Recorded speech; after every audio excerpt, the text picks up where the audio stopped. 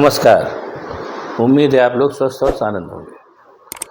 5 चरण के चुनाव हो चुके हैं। जैसी खबरें आ रही, सूचनाएं आ रही हैं कि भारतीय जनता पार्टी और गठबंधन, उनका गठबंधन मतलब इंडिया गठबंधन से पिछड़ रहा है। पिछड़ रहा है इन द सेंस ये नहीं कि बहुत ज़्यादा पिछड़ रहा है, लेकिन कुल मिला के ये लग रहा है कि अभी 5 चरणों तक के जो चुनाव हुए हैं उनमें इंडिया गठबंधन फिलहाल भारतीय जनता पार्टी के गठबंधन पर 20 पड़ रहा है। अब हालांकि ये तो कहा जा रहा है, दरअसल क्या होगा ये तो चुनाव के बाद ही पता चलेगा। अब आइए, ये सब तो जो होगा तो होगा ही होगा, तो चुनाव है चलता ही रहता है। ये ऐसा क्यों होने जा रहा है या कैसा क्यों हो रहा है, इस पर थोड़ी बहुत चर्चा कर ली जाए। वो चर्चा थोड़ी आपको सुनने में भी मज़ा आएगा। कुछ बातें तो बिल्कुल तय है जो मैंने अपने अपने अनुभव से देखी हैं, और मैं मेरे लिखे वो सच है। हो सकता है कि बहुत से लोगों को गलत लगे, लेकिन मैं फ़िलहाल अपने अनुभव की बात कर रहा हूँ। मेरा 2-3 अनुभव पर्सनल अनुभव रहा है अपनी, जो थोड़ी बहुत मैंने पत्रकारिता की उस दौर में। हालांकि मैंने भी बड़े अखबारों में पत्रकारिता की है, लेकिन बहरहाल जो मेरा पर्सनल अनुभव रहा उसके आधार पर मैं आज की बात करूँगा। पहला तो मेरा पर्सनल अनुभव रहा है कि भारतीय जनता पार्टी या उनका जो पितृ संगठन है राष्ट्रीय स्वयंसेवक संघ, उसका भारतीय राष्ट्र राज्य के जो आधुनिक संदर्भ है जिसके तहत भारतीय राष्ट्र राज्य को चल रहा है और चल रहा है, उससे उसका कोई लेना देना नहीं है। वर्ल्ड की इकोनॉमी कहाँ जा रही है, भारत की इकोनॉमी कैसे मैनेज की जा सकती है, इन सब के बारे में उनकी जानकारी शून्य है। ऐसा क्यों है ये मुझे नहीं मालूम। और इसीलिए आप देखिए कि जब भी उनकी सरकार आती है, अच्छा एक बात और जान लीजिए, अभी तक 2 बार उनकी सरकार आई है और दोनों बार वो सरकार उनकी अपनी खासियत की वजह से नहीं आई। वो दोनों बार वो सरकार जो थे वो कांग्रेस के विरोध में आई। अटल बिहारी की सरकार भी कांग्रेस के विरोध में आई और इस बार जो सरकार वो भी आई कांग्रेस के विरोध में आई। और दोनों ही सरकारें जो हैं जाते जाते राज्य व्यवस्था का सत्यानाश करके गई, ये भी कन्फर्म की। बहरहाल ये सब संसार है, चलता रहता है। और तीसरी जो मैंने कहा, एक तो उनको कोई इकोनॉमी वगैरह का कोई वो नहीं है, जानकारी नहीं है। और दूसरी चीज़ है कि ये बहुत ही अहंकारी लोग हैं। अहंकार इनको किस बात का है मुझे नहीं पता, लेकिन अहंकारी है। इनका ये मानना है कि भारतवर्ष का कल्याण केवल यही लोग कर सकते हैं, बाकी जो लोग कल्याण करने के कर रहे हैं वो ठीक आदमी नहीं है। इसीलिए आप देखिए कि जब ये पावर में नहीं थे, हम लोग तो पत्रकार रहे, इसलिए सबसे मिलना जुलना होता रहता था। जब ये पावर में नहीं थे तब जब आप इनके ऑफिस में जाते थे या जहाँ लोग पूरा, तो भी बड़ी अहंकारजनक बातें होती थी। हम होते तो ये कर देते, हम होते तो वो कर देते, हम होते तो वो कर देते। हालांकि कर कुछ नहीं पाते, 2 बार में देख लिया गया, लेकिन बहरहाल वाणी है, वाणी पे किसका लगाव।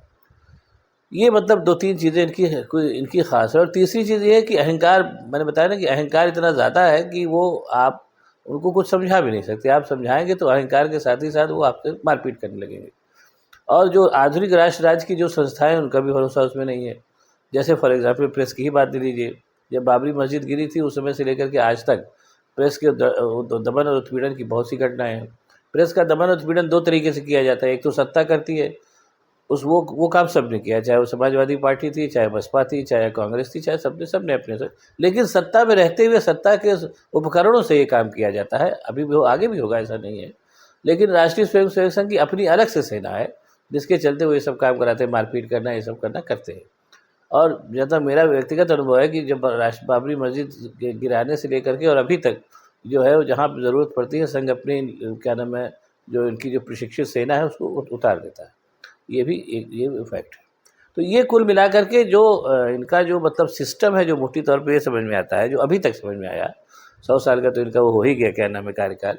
इसमें 2 बार शासन में भी आए कि इनका ये मानना है कि सत्ता को जो है ज़बरदस्ती हड़प लिया जाए और हड़पने के बाद किसी भी कीमत पे उसमें बने रहा जाए।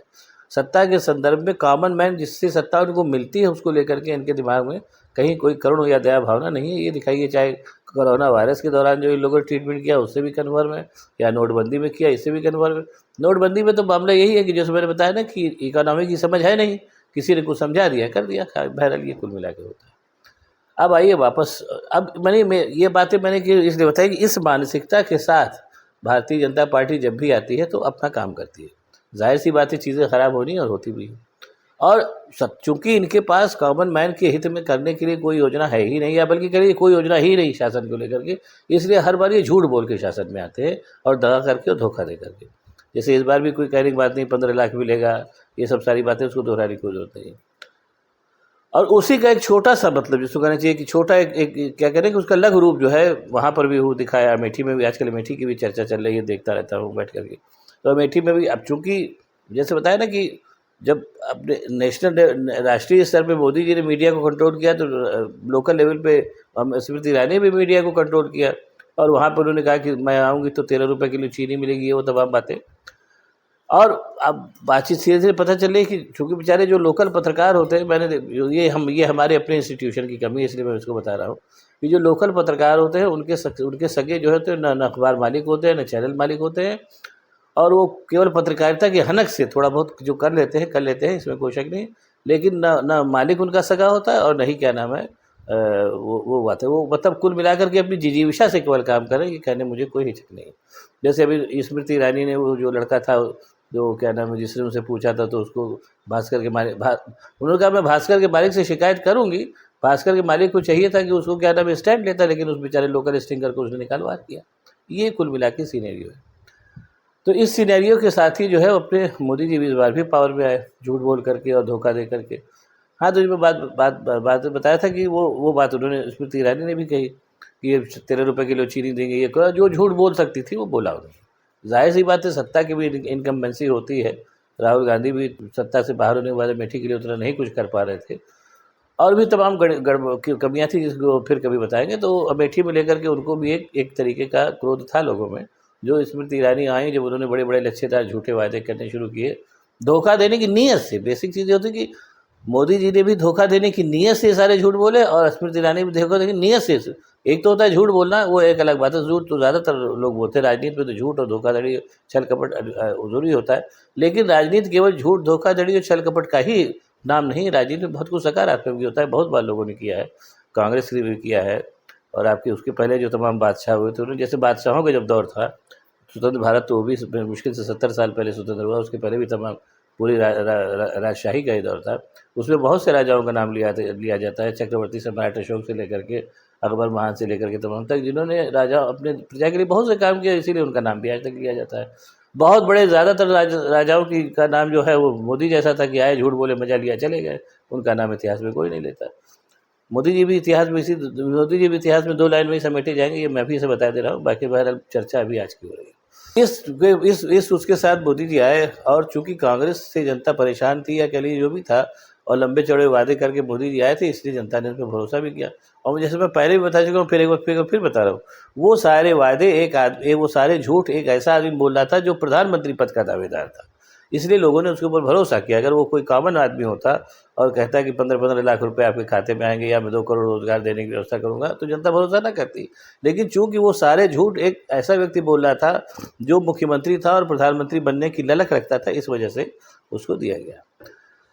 लेकिन बहरहाल ये सब झूठ और छल कपट कितने दिन चलता है? To cut the story short, 10 साल में झूठ सब साला पूरी तरीके से सामने आ गया। इकोनॉमी बैठ गई, रोज़गार कहीं मिलने बंद हो गए, पूरे मिडिल क्लास को मोदी जी ने ख़त्म कर दिया, नौकरियाँ हैं नहीं। और अपने मोदी जी के लघु संस्करण जो योगी जी यहाँ बैठे, उन्होंने वही काम किया। 5 साल से उनके यहाँ कोई वैकेंसी निकलती नहीं, सारी वैकेंसी जो है वो सारे पर्चे लीक हो जाते हैं। उसके बाद भी वो योगी जी बड़े काबिल मुख्यमंत्री हैं, पता नहीं कैसे, मुझे तो नहीं मालूम। जो व्यक्ति एक काम नहीं कर पा रहा है गवर्नेंस का, वो कैसे काबिल आदमी, कैसे लोग कहते हैं, मैं नहीं जानता। लेकिन बहरहाल अब कह रहे हैं लोग। तो जब ये पूरा झूठ सामने निकल आया, और इस बीच एक और भी काम हुआ, सत्ता भी काम करती रहती है। जो इस समय जो इंडिया गठबंधन जो सफलता पा रहा है, जैसा लोग बताए जा रहे हैं, उसकी बुनियाद एक तरीके से राहुल गांधी की पदयात्रा से रखी गई। जब उन्होंने पदयात्रा की, और उस पदयात्रा से उनको एक नई, एक छवि बनी, और उस छवि के साथ जो उन्होंने एक राजनीतिक कौशल का भी परिचय दिया और इंडिया गठबंधन बनाया, जिसकी जैसा लोग बता रहे हैं कि इंडिया गठबंधन आगे चल रहा है। तो अब ये कहने में कोई संकोच नहीं कि इसकी शुरुआत भी एक तरीके से राहुल गांधी ने की पदयात्रा के माध्यम से। वो कितनी सफल होगी बात नहीं है। अब कुल मिलाकर के जो 5वें चरण के चुनाव के बाद जो है स्थिति यहाँ तक आ गई है कि लोग कह रहे हैं कि 400 सीट तो नहीं, मोदी जी अपने 200 पे भी टिक जाए तो बहुत अच्छी बात है। एक सेक्शन कह रहा है कि नहीं, 200-450 तक आ जाएंगे। और देखिए बहरहाल, तो मैंने पहले ही कहा कि क्या होगा, तो होने के बाद ही कहना उचित होगा। अब मैं लास्ट बात बता के फिर बात खत्म करूँगा। मान लीजिए कि भारतीय इंडिया गठबंधन जो है वो नहीं, मतलब उतनी नहीं सफल होता है, और भारतीय जनता पार्टी फिर से जो है इतनी सीटें पा जाती है कि और लोगों के साथ उस गठबंधन करके सरकार बना लेती है। तो एक बात हो रही है, इतना कन्फर्म है, बाकी सब के बारे में कुछ कहना कन्फर्म नहीं है। जैसी सत्ता लिप्सा अपने नरेंद्र मोदी के अंदर है, जितने वो सत्ता के लालची हैं, उस सत्ता लिप्सा के चलते वो गठबंधन की सरकार में भी प्रधानमंत्री बनेंगे। और ये मान के चलिए कि अगर गठबंधन की सरकार में वो अपनी सत्ता के लिप्सा के चलते फिर प्रधानमंत्री बन जाते हैं तो उनकी वो छीछा लेदर होगी जैसी कि चाहिए। वो जैसी छीछा लेदर अपने क्या नाम है अटल बिहारी वाजपेयी की होती थी, लेकिन उनका व्यक्तित्व बड़ा था और वो बहुत सी चीज़ों में नज़रअंदाज नहीं करते थे और कुल मिला के वो सुसभ्य और संस्कृतशालीन आदमी थे। लेकिन जब छीछा लेदर अपने मोदी जी की होनी शुरू हो जाएगी तो ये मान के चलिए कि उनका जो पूरा व्यक्तित्व है उस व्यक्तित्व के चलते वो कुल मिला के हंसी के पात्र होने जाएंगे, जिसका गौरव और अहंकार खंड खंड हो चुका रहेगा और वो किसी तरीके से सत्ता को चलाएंगे और कुल मिला के बाद सत्ता से बाहर हो जाएंगे। ये तो तब होगा जब भारतीय जनता पार्टी की 240, 30, 40, 50 सीटें आएंगी तो। लेकिन जैसा लोग बता रहे हैं कि सीटें इंडिया गठबंधन की आने जा रही हैं, उनकी सरकार बनने जा रही है। देखिए बहरहाल क्या होता है। इस पूरे सिनेरियो का एक चीज़ तो कन्फर्म है कि अपने मोदी जी का अहंकार बहुत बुरी तरीके से चूर चूर होने जा रहा है। वो चाहे जीते, चाहे उनकी पार्टी जीते, चाहे हारे, इतना कन्फर्म है। बाकी चीज़ों को तो समय बताएगा। अब आपको अगर ये वीडियो पसंद आए तो उसको शेयर करिए, लाइक करिए, साथ ही साथ मेरे चैनल को सब्सक्राइब करिए ताकि मैं और भी ऐसी बातें आपको बताता रह सकूँ। बहुत बहुत धन्यवाद। नमस्कार।